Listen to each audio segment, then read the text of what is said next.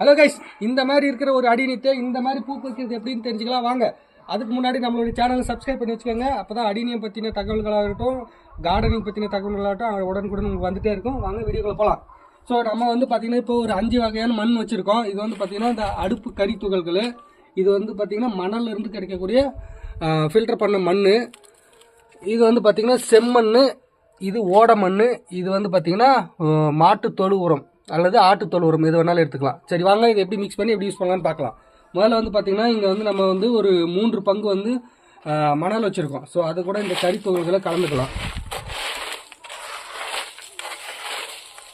அதுக்கப்புறம் பார்த்திங்கன்னா எருவை போட்டுக்கலாம். அப்புறம் செம்மண், இந்த ஓட மண். ஸோ இதெல்லாம் கலந்து இப்படி நம்ம செடிக்கு போடலாம். அடிநீத்தை பொறுத்த வரைக்கும் உங்களுக்கு இது வந்து பாலைவன ரோஜான்னு சொல்லுவாங்க. ஸோ மண் வந்து எந்த அளவுக்கு லூஸாக இருக்கோ அந்த அளவுக்கு அந்த காடாக்ஸ் எல்லாம் வந்து லூஸ் ஆகும், பூக்கெல்லாம் நல்லா பூத்துட்டே இருக்கும்.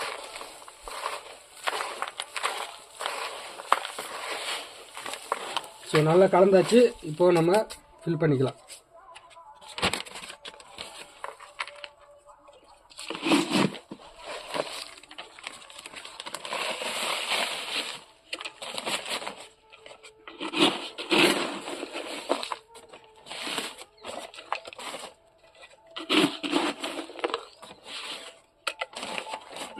அடிநீத்தை பொறுத்த வரைக்கும் ரொம்ப உள்ளே வச்சிடக்கூடாது. எவ்வளோக்கு எவ்வளோ மேலே வச்சு மெயின்டைன் பண்ணுறோமோ அந்தளவுக்கு வந்து வேரழுகல் நோய், அதாவது அந்த காடக்ஸ் வந்து அழுகி போகாமல் இருக்கும்.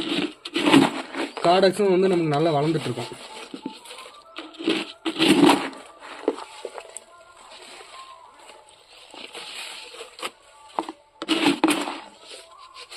ஸோ இதோட அப்டேட்டை நெக்ஸ்ட் வீடியோவில் பார்ப்போம்.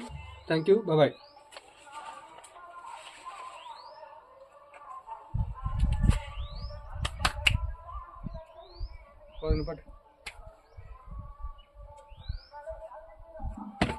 என்ன கரெக்டாக வந்து ஒரு வாட்டி ஓட்டி